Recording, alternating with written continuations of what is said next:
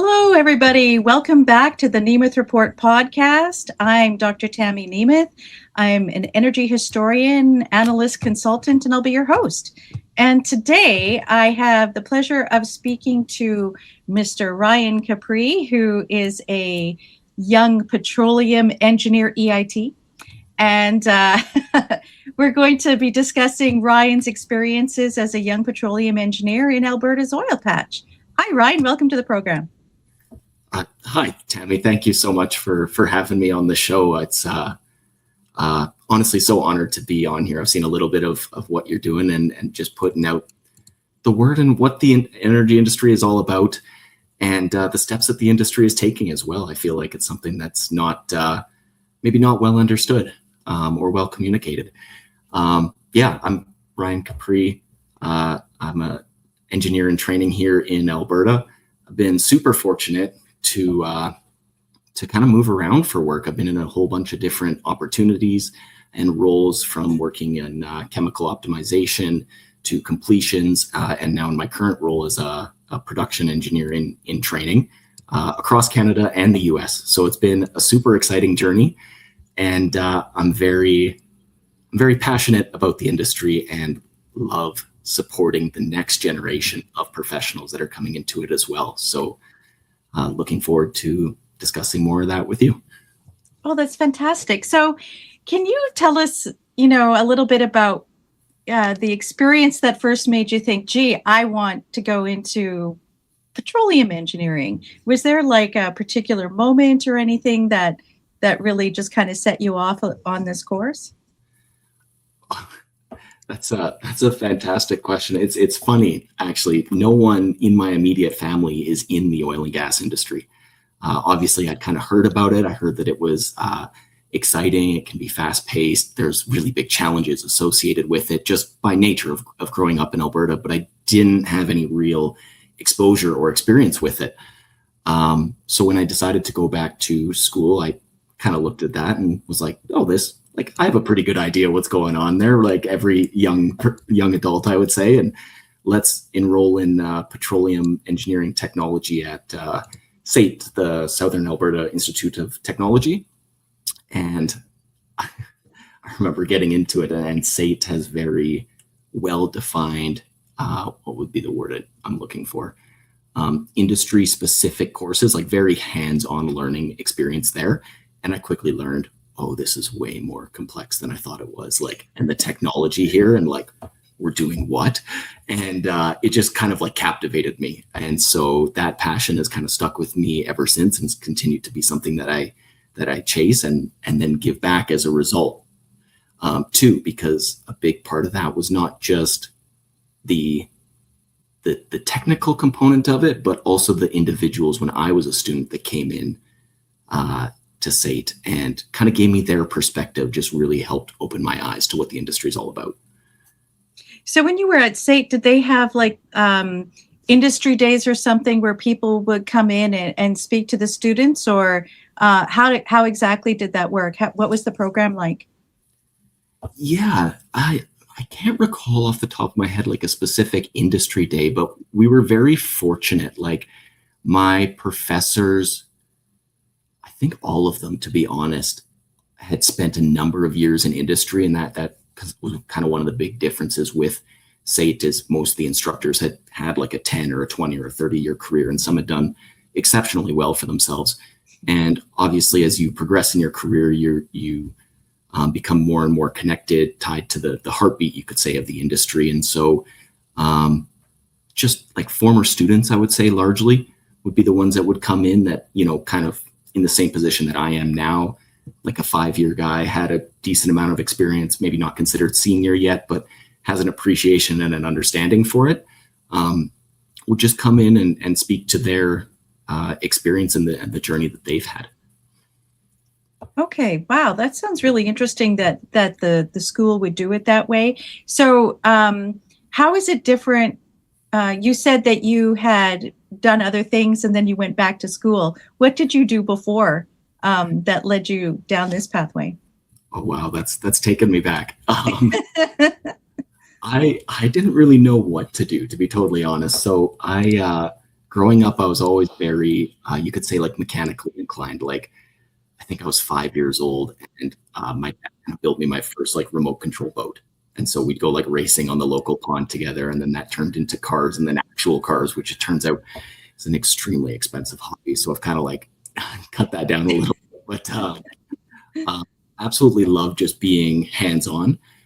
And I hadn't fully put that together when I graduated. I've always liked being kind of technical and tinkering. So I worked a job at a computer store for a couple of years. And then it kind of reached a certain point where I just started to appreciate like this is good, but there's something more that's out there for me. And to be candid, I don't entirely know where that came from. But it just kind of sparked a bit of an interest to start looking, upgrading some high school marks as well. I was not the best high school student. And ultimately pursuing like post-secondary education. Okay, so walk us through a typical day in Ryan's life, where you're working now. Would you like to comment on where you're working, or is that a secret? It's not a secret. Individuals can certainly see that on my LinkedIn. I worked for a major exploration and production company here in Alberta, but I just like to separate kind of my personal opinions from that of the organization that I work for. So there's no crossover there. But as far as the company that I work for, they're fantastic. They've provided, honestly, exceptional training opportunities. Like that is something that I've like really appreciated. And I've worked at several other places, and not speaking ill of those organizations, but my current employer, that has been like a major focus for them. So the growth opportunities, I feel, for those that want to seize them, are definitely there. But as far as a day today for me looks, wow, it's been honestly, it's changed quite recently. I just recently got promoted or moved into a busier area that has an active drilling program. So beyond just like close field collaboration and optimizing wells, which is a big chunk of my day to day for sure. Now with an active drilling program, there's a lot of other nuances, because I don't necessarily do the technical work at each step, but I have to have my fingers kind of involved because I own the budget for the area or the field that I'm looking after. So developing my understanding there, and then a lot of like debottlenecking work, just like big problem solving. Hey, we're looking to bring on a new well or a new pad. Are we going to be able to, conserve this gas, right? We're not flaring gas. I think that's a big misconception amongst industry. So we'll just get in front of it, or not industry, but, outside industry. But we conserve the gas, right? We need to make sure that is pipelined to a facility. How are we going to get the oil and the water there? Do we have adequate disposal? So kind of just working, I guess, again, working with operations folk, but also working with our team in the office. And I would say that's comprised of like my immediate team, like my exploitation engineer, my geologist, my geophysicist, and my landman, just to make sure that, we can properly handle the product that we are going to be producing or extracting. And we're doing that in environmentally responsible manner. Well, that's really good to hear, because there's often a lot of misconceptions around the operations of the industry. And I think there's a lot of caricatures out there of what actually goes on. And thank you for pointing that out about flaring. So I'm thinking, you kind of mentioned the different things, the different technologies and whatnot. Is there a particular innovation or piece of technology that you've worked with that completely changed how you see the industry?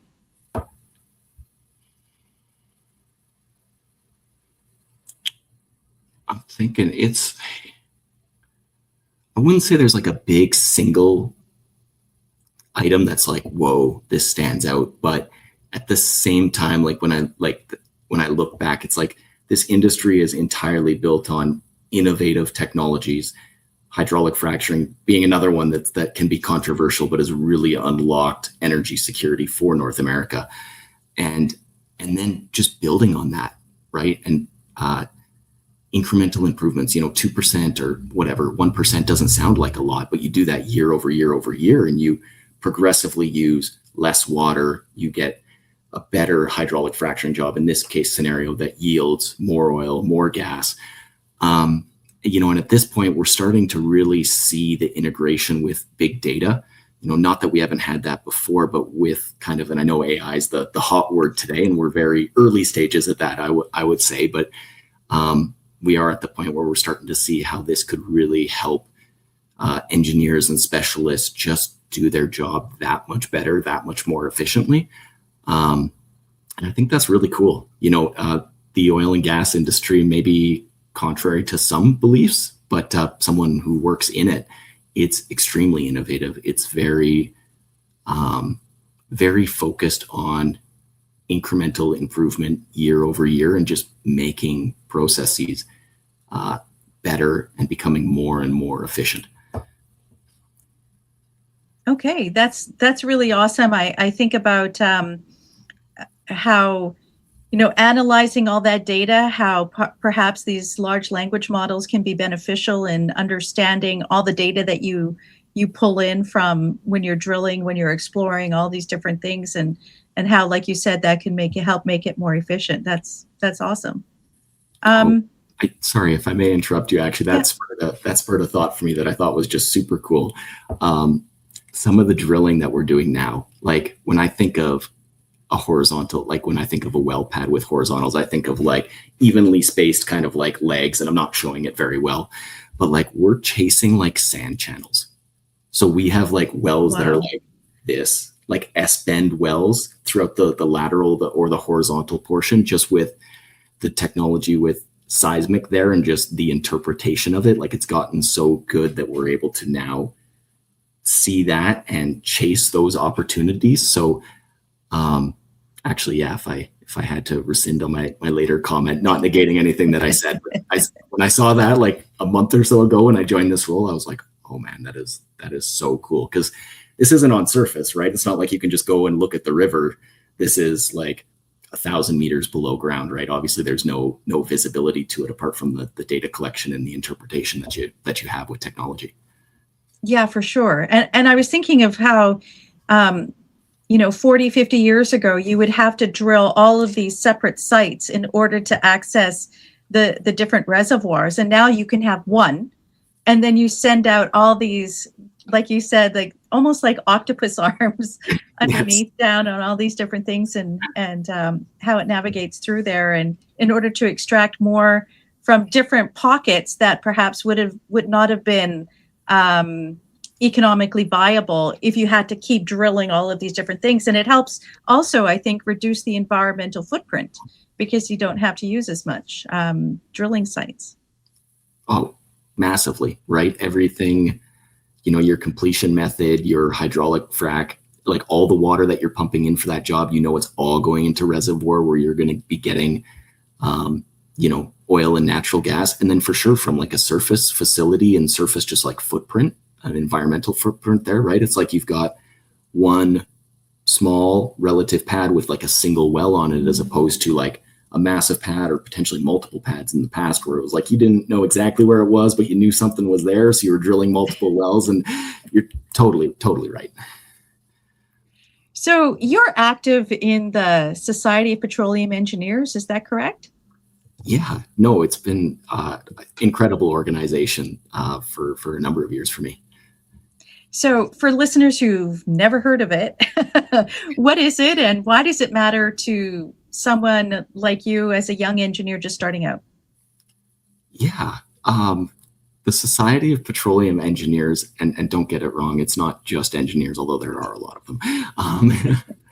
But I would largely equate it to like a community of people that is built around like knowledge sharing. Right. I think that actually ties into kind of their mission statement and stuff there. But the really cool thing about that is just the opportunities it opens for young professionals, right? Especially if you don't know someone in the industry, to get your feet a little bit wet. I found, for me anyway, just being curious has been, I would say, a main pillar of my career. And being curious around seniored engineers that make up the Society of Petroleum Engineers has really opened my eyes to not only the different avenues that can take, or that you can take in the industry, sorry. But also just really helped me get my networking off the ground, right? It's like, and I don't know what the best way to say this is, but like having the talent or the skill set to be able to do the technical work is super important. Like I can't make no bones about it. But people, it's a very collaborative industry, right? And people want to work with people that they like or that they enjoy spending time around. So having that combination with the Society of Petroleum Engineers to not only like increase your technical skill set and your understanding of the industry, but also connect with like-minded individuals and, quite frankly, people that could help you in your career, and in my case, certainly have. It's really like a 1-2 punch, and I've been really fortunate to make some great friends throughout the organization and contribute back to it and volunteer over the last, how long has it been? 7 years, or I think at this point. So if that doesn't speak volumes, I don't know what does. But so, would you say that there's a certain element of mentorship that you get from being part of that organization? Yeah, definitely. And it's funny because it's maybe not like mentorship in the way some people might interpret that. Like, here's one individual that just like helps guide you. But when you spend your time around people that have more experience than you, I think it kind of levels you up and it helps you see around corners that you otherwise wouldn't. And I mean, I think that in and of itself is mentorship. And that has certainly played a large part for me being a member of the organization. And then actually as well, just as time has gone on, to opportunities to elevate my communication skills too has been a really big component of that. And my presentation skills, because those did not come, I'm naturally extremely introverted, so those did not come naturally. Well, that's good that they offer an opportunity for that. I've heard stories that engineers aren't always the best people for communicating and doing good presentations. So it's good that you're working on that. Yeah. So paint a picture for us. What does the Canadian or Alberta's oil patch look like in 2026? Is there optimism there? With the ongoing conflict in Iran and the Strait of Hormuz being interrupted right now, and there's a lot of demand for reliable oil and natural gas out there. I mean, is there a sense of optimism in Alberta that they can help meet that, or is there some trepidation because there's some uncertainty about whether or not Canada's oil patch can expand given all the different regulatory issues? What's your sense of it? Yeah, no, that's a really good question. I would probably equate it to like tempered optimism. That the industry here has be underfoot for about a decade or so, and it's been tough to expand and get to market, which it's tough, right? Because like as an industry, we want to obviously protect the environment and do our due diligence and go through all those steps. But on the other foot, and candidly, like Alberta has the best environmental record globally, right? And actually, a funny stat I kind of learned recently here was like lost time incidents for things like safety, right? Like it's not just environment policy that we're talking about. Like for safety, like lost time incidents, like the oil and gas industry has less lost time incidents as a percentage compared to like retail. Like retail is like individuals that like stock your shelves at grocery stores, right? Like now, don't get me wrong, like it's there is some, I wouldn't say dangerous work, but it's like you're working with high pressures, right? But to overall have an industry there that has greater potential for risk than have less percentage of lost time incidents, it's like that's impressive.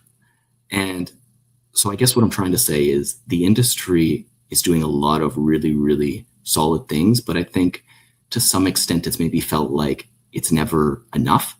And at a certain point, it just becomes tough because you have to remain competitive as well.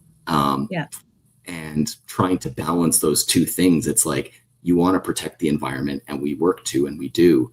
But at the same time, if you become too overburdened with regulation, you just can't be competitive, and you can't contribute, and you can't create that secure energy supply, like in this current situation that we have unfolding with the Strait of Hormuz, and how we're starting to see now. And I think it's only candidly going to get a little bit worse.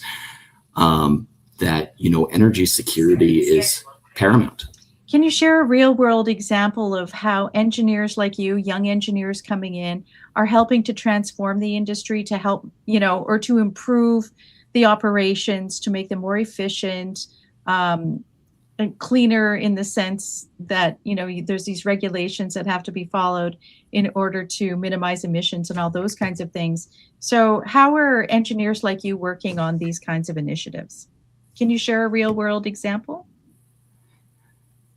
Yeah, certainly. I first would, I guess, say there's probably like two kind of like working streams. Like there's myself that's working on like immediate operations, maximizing cash flow, like getting the most value out of the asset that we can. And then there's the aspect of what I'll work on, which I'll touch in a second. Then like most large organizations, ours included, I believe have like dedicated environmental specialist teams that are working to see like, okay, what is the next way that we can help get ahead of the curve? So it's not just like a singular effort by operations folks that are working to minimize that footprint. But coming back to, I guess, my day to day, it's funny because there's so many things in my day to day where improving the economics also just improves the environmental, or reduces the environmental footprint, right? A great example would be like, say I'm looking for gas egress, right? A lot of times between putting another pipeline in the ground to reduce pressure so I can actually produce wells, or putting a compressor, they're close. But with a compressor, you've got ongoing like OpEx costs, like to maintain and fix it and just make sure it's running. And then of course you've got like your carbon tax, and also just the price for the gas to actually run this thing, versus a pipeline. Like once it's in the ground, you know what I mean? Like that's it. And trucking is a big one too, right? Like trucking is not cheap, right? And opportunities to kind of like, what's the word I'm looking for? Opportunities to consolidate, to reduce trucking, not only reduces my operating costs and therefore increases my cash flow, but it also reduces emissions. Right now, you don't have trucks running around. Same thing with optimizing chemical programs, right? You don't need to make as much chemical. You also don't need to truck it to location. Like it just like, it kind of, in a lot of respects, go hand in hand. So it's something that I don't think we really think about very often, but my day-to-day job, ironically, well, maybe not ironically, my day-to-day job does have an immediate impact on those things. And then of course, we're always future looking as well. Yeah, that's a good point. If I can just kind of segue, like, what's a sort of common misconception that you hear about working in the patch that you would love to correct for young listeners who might be interested in pursuing this kind of career? I guess that does actually tie into the conversation we were just having, though, right? Because it's not, we're talking about how things are getting moved forward, and how the day-to-day really helps reduce or increase your cash flow and reduce your emissions footprint. And that's kind of just the nature of the industry nowadays, right? It's very safety focused. It's very, right, about the bottom line, about the environment. And, I think that to come back to your question there, Tammy, there is a misconception that it's kind of like, maybe some people call it the heyday. I don't really see it as the heyday. I think we're currently in the heyday, ironically. When we were just learning about this stuff. And the thing, like with any new technology, when you're first just like learning about it, it's like, it's rapid advancement. And then things start to catch up, like, okay, how are we going to regulate this? How can we get better at actually like optimizing? Like we've gotten all like we'll say like easy stuff.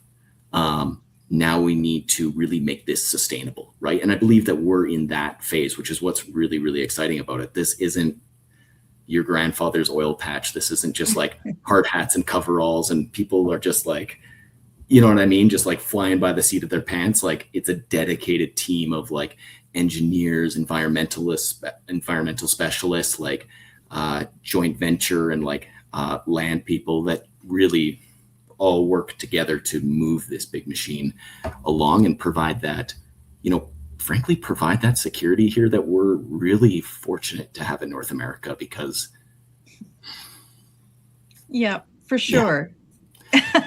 I just, living in the UK where, they've gone along this pathway where they have an immense resource offshore and onshore.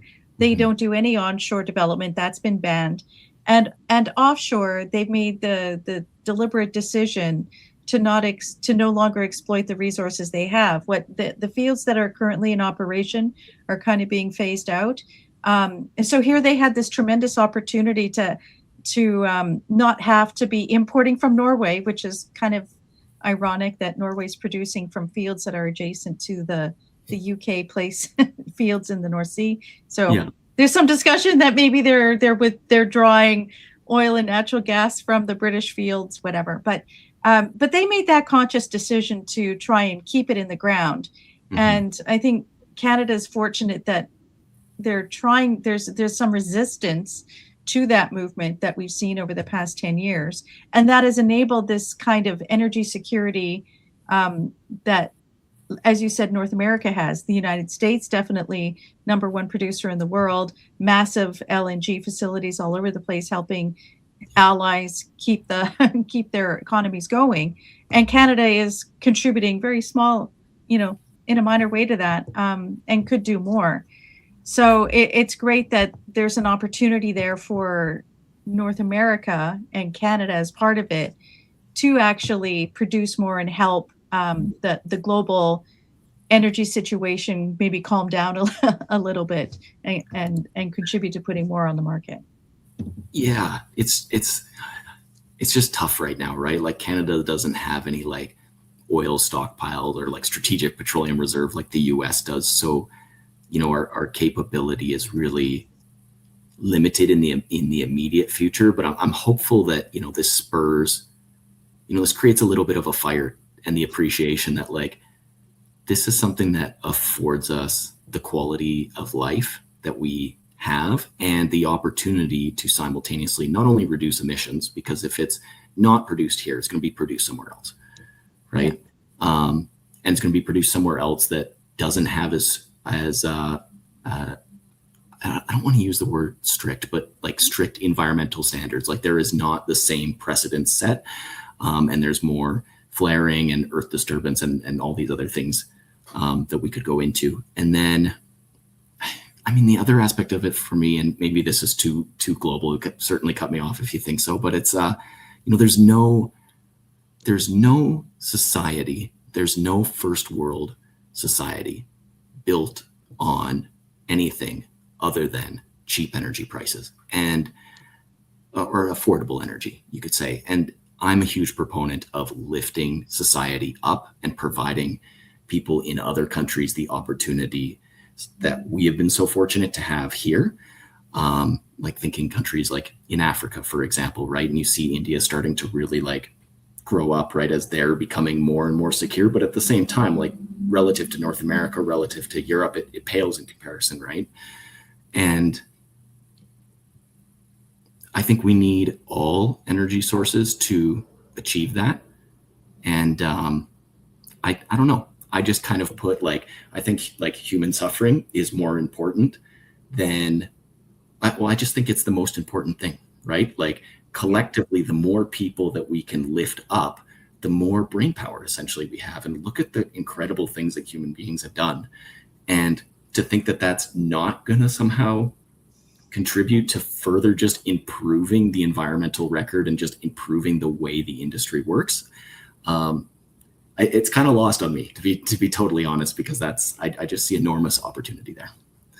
For sure. I mean, human flourishing is so important. It should be our primary concern. And it's kind of like what you were saying earlier with if you're in the business, if you're more efficient in operations and you have more cash flow and you can do all these different things, it can also help improve the environmental situation of how the company is exploiting the resources and whatnot.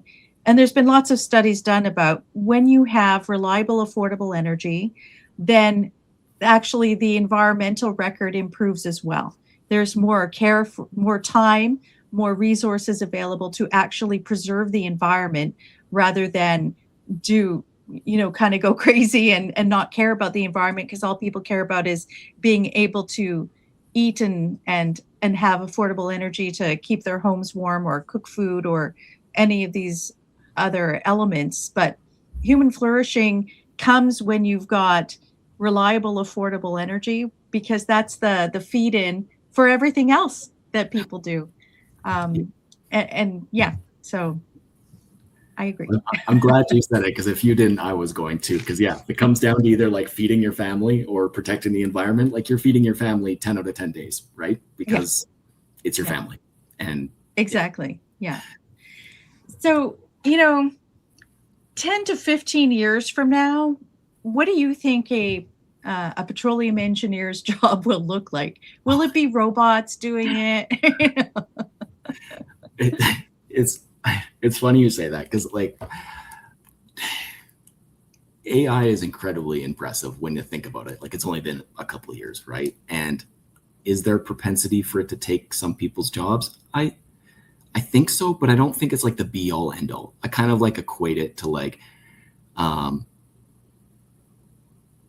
like deindustrialization or the .com boom, in a sense where it's like everything's going to change. And yes, it does change, but I think it'll also really help just improve the work that existing and future professionals do in any given industry. Like I see it more as like a tool to help us maximize the value that we're creating.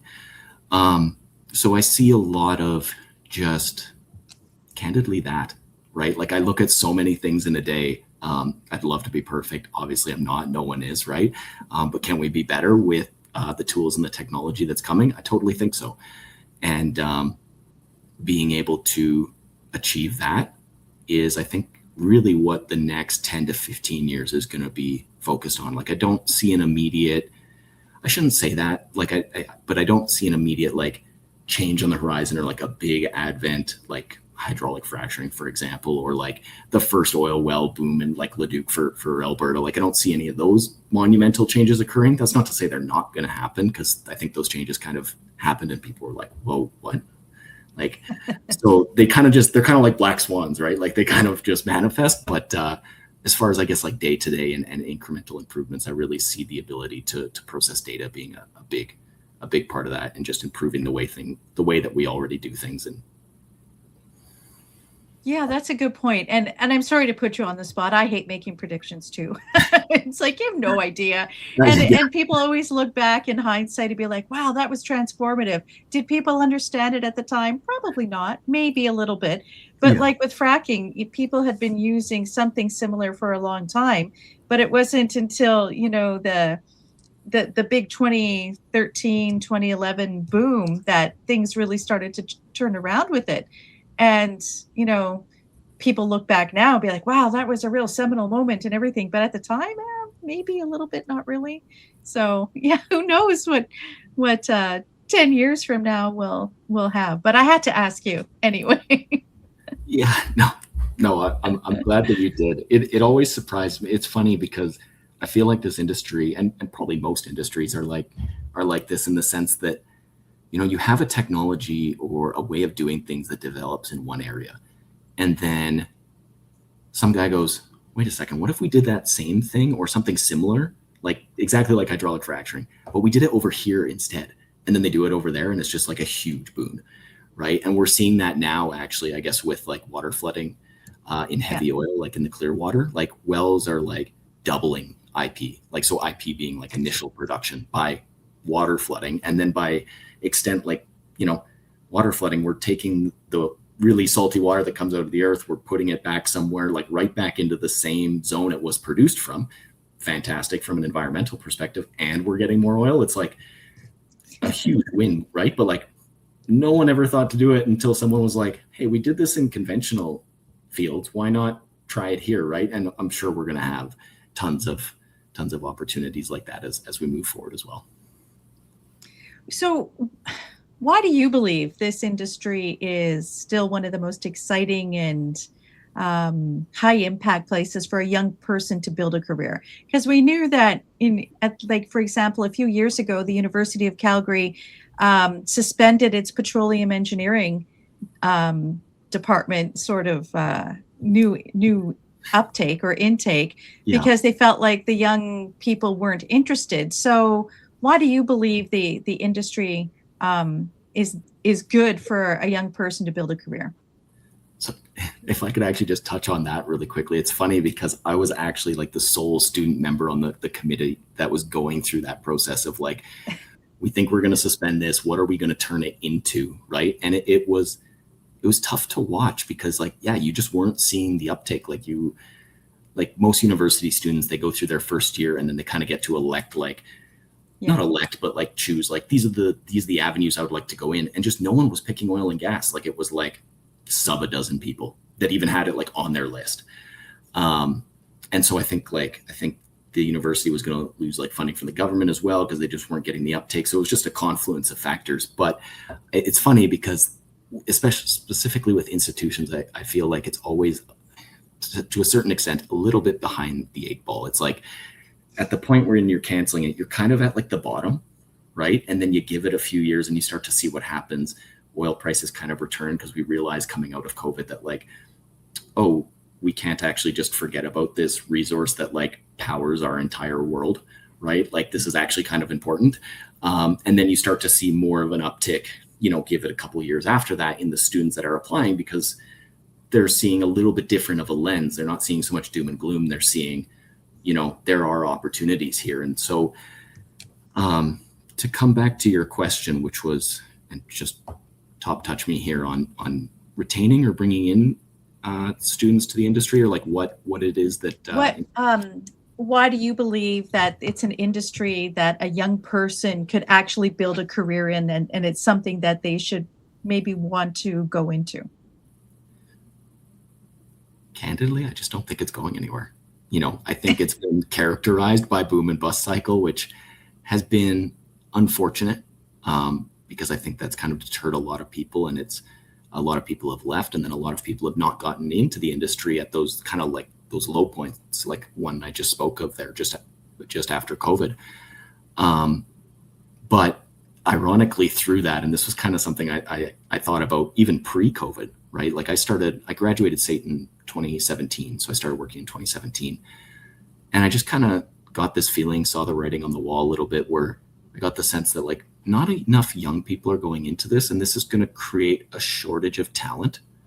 And that's going to kind of catapult me in a way, right? So I was already like interested in it, passionate about it, but it was also just like, you know what, this is just like an extra nudge in the right direction. And for a young professional, even one today, like the sentiment that I have about the industry with there not being enough young people in it still stands. The opportunity to work on major projects, problem solve, collaborate, like there's so much collaboration in oil and gas, it's not even funny. And not only that, like be on that kind of like uptick where it's like, you're putting yourself in a position where you're going to be extremely valuable in the future and you're going to be depended on. Like, I don't know, for myself, that creates a lot of drive. Like that just adds to my passion. And I imagine it would for other young professionals as well, because it creates a sense of meaning, a sense of purpose, and something to like work towards. And at the same time, you're helping the economy, you're sustaining, frankly, everything we've come to enjoy here in North America. And it just kind of, I'm trying to think of like the perfect words to roll that sentence off, but it just, I don't know, it just, it brings a lot of meaning to it. And I think that as human beings, that's kind of just how we're wired, right? Like if we're wandering aimlessly, like that doesn't really give us a sense of fulfillment. And so if your interests and you're mechanically inclined, or you like being a little bit more hands-on, or say you really like data analytics, right? There's a side for that for industry in reservoir, especially like reservoir engineering, or say you like working with other individuals, or you like working with other individuals in various capacities, whether it be through like joint ventures or like land, working with like property owners and stuff, like, because obviously that's a negotiation, that's a conversation. You don't just go put well pads wherever you want. You have to figure that out with the individual that owns that. Regardless of your interest, I guess what I'm trying to say is that there is an opportunity for you, and it's an opportunity that's I see it as an upward trajectory. That's a good point. Like, there's so many different elements involved in the industry. It's not just like, I think people have this idea that it's just the guys on the rigs and then that's the sort of job you're out there in the harsh weather trying to drill or whatever. But you kind of hit on some of the emerging technologies there that could be sort of crossover. Data science, the environmental science, there's the business aspect to it. There's the human aspect, like you said, if you're going out as a landman, going out there trying to make deals or whatever with landowners, be that sort of person who's working with the landowners to understand what's actually going to happen. Maybe there's a bit of robotics in there at some point in the near future.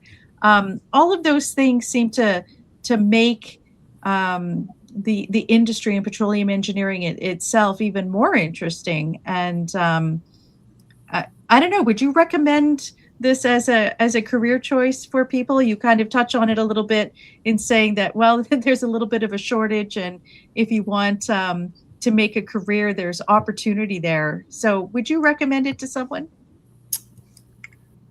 I'm not going to give you a quick soundbite for that, but what I am going to do is I'm a firm believer that people should chase things that interest them, right? And things that they enjoy. Like, don't just do something for the money. I've been there, didn't have the greatest experience, learned that lesson. And yes, I do. I do think that this is an industry with enormous potential that for a young professional can be a huge boon and give you tons of opportunity. But at the same time, like any industry, right? I think, a career isn't a straight line. There's going to be challenges. There's going to be difficulties. So I guess hearkening to my further point, if you're just going into it thinking like, oh, I'm going to make so much money, it's oil and gas, like there's that perception as well, which I also don't really think holds true anymore, but that's beside the point. I wouldn't recommend it in that case, right? Like, do it because it's something that you find kind of interesting. Take a little bit of time. Go to like a Society of Petroleum Engineer like networking event, right? You can check it out on their website.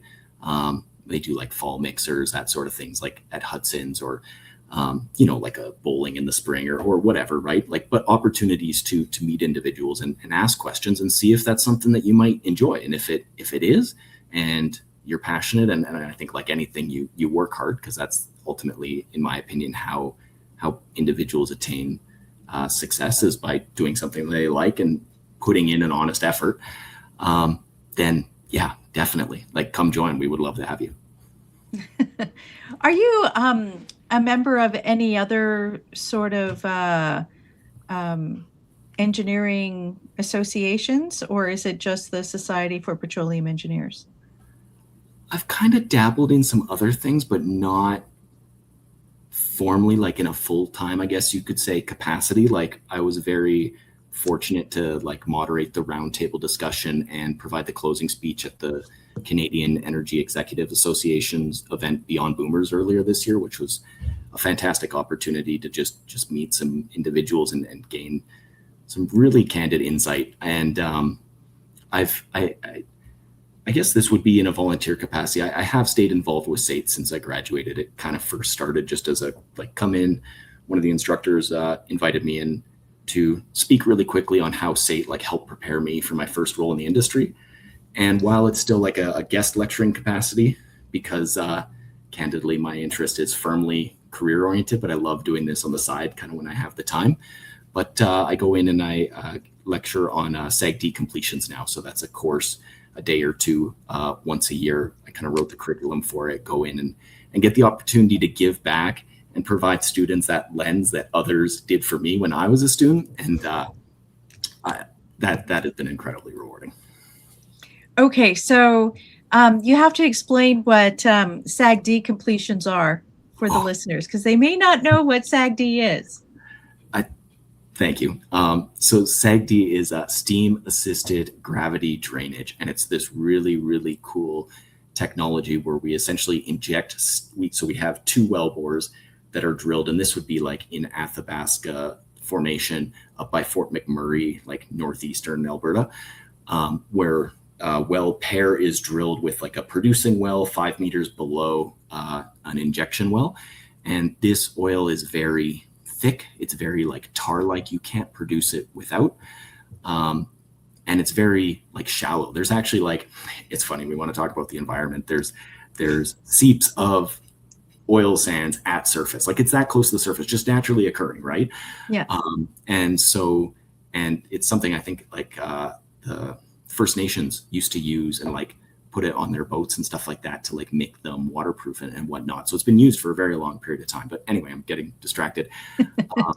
We inject steam into the well, and the latent heat of the steam essentially like mobilizes or reduces the viscosity of the oil. So then the oil will like flow into that producing wellbore that's below it, so we can actually produce it. There's a huge upfront capital cost for that, for just the infrastructure, for the steam generation, for all that. But once you get it going, it's like the reserve life on those assets is massive. And that's what makes Alberta such a huge player, is just the quantity of the reserves up there. The quantity and the percentage of how much we can extract as well is much, much higher than anywhere else. So it's a huge, I would say, it's one of the major drivers for oil and gas in Alberta. And it's frankly like the well designs and just everything, like the wellheads, the technology there, it's very, very cool. So being able to speak to students on all the intricacies of the downhole components, which would be like the completion, and how we're producing it. Obviously there's like a physical pump downhole on these wells to produce it up to surface.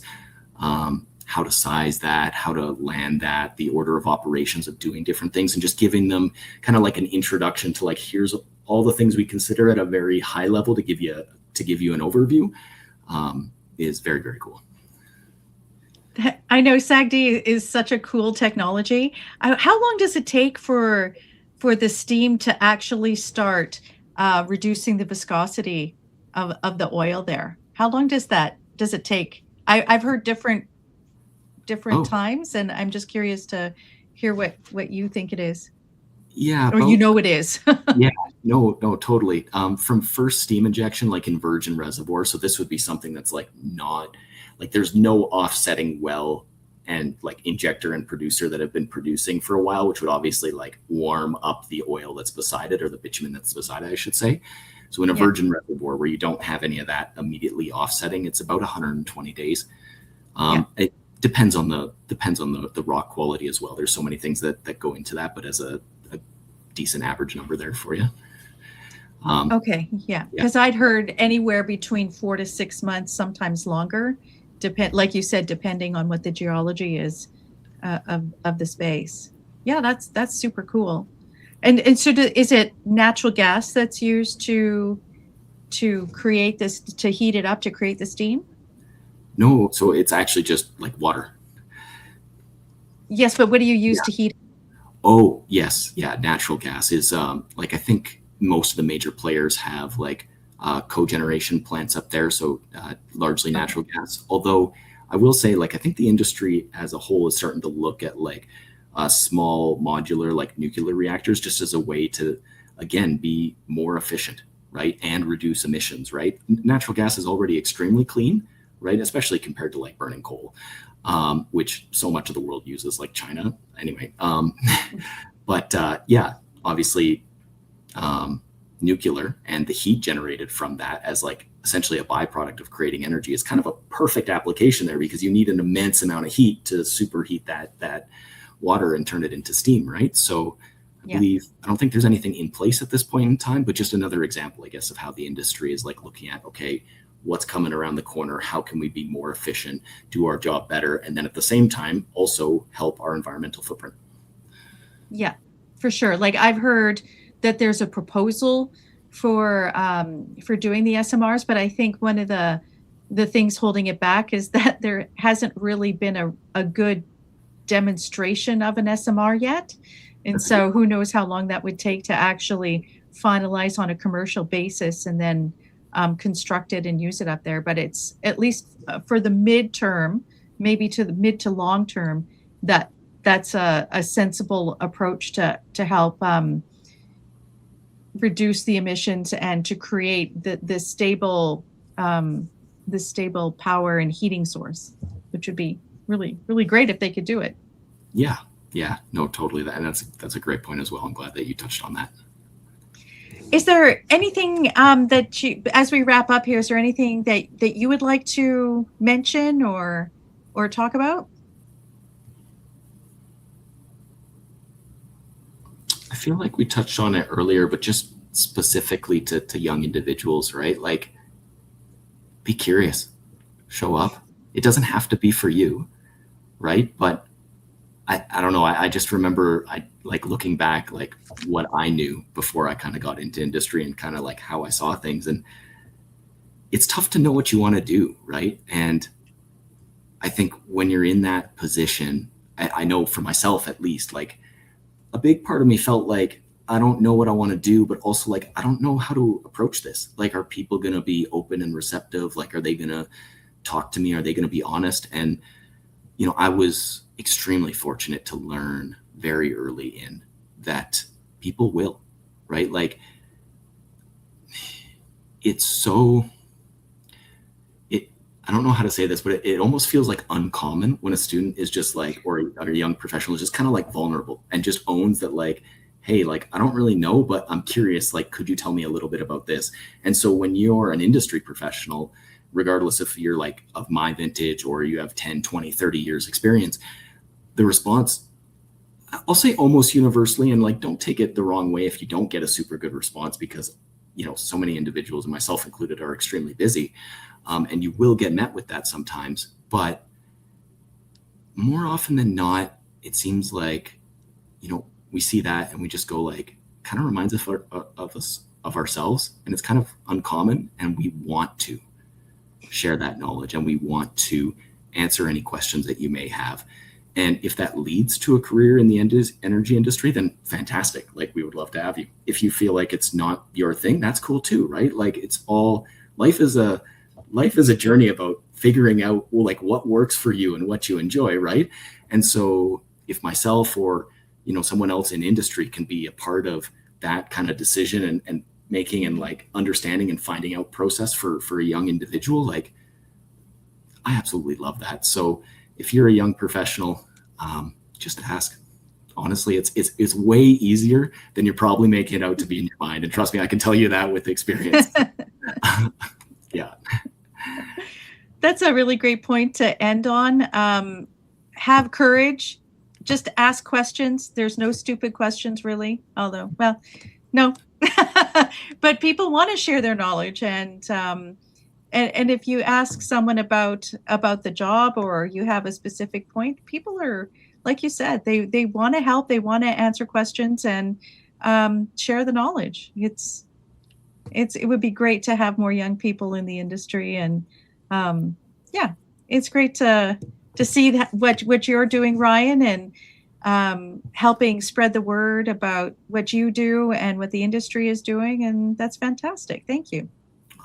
Thank you for having me on the show, Tammy. Likewise, the sentiment is the exact same. I absolutely love what you're doing. So it was a pleasure to join you here. Well, thanks so much, everybody. We're going to wrap, and I want to thank Ryan Capri once again for joining me on the podcast and to share his experiences and knowledge of what he's doing in the oil and gas industry in Alberta and Canada. Thank you.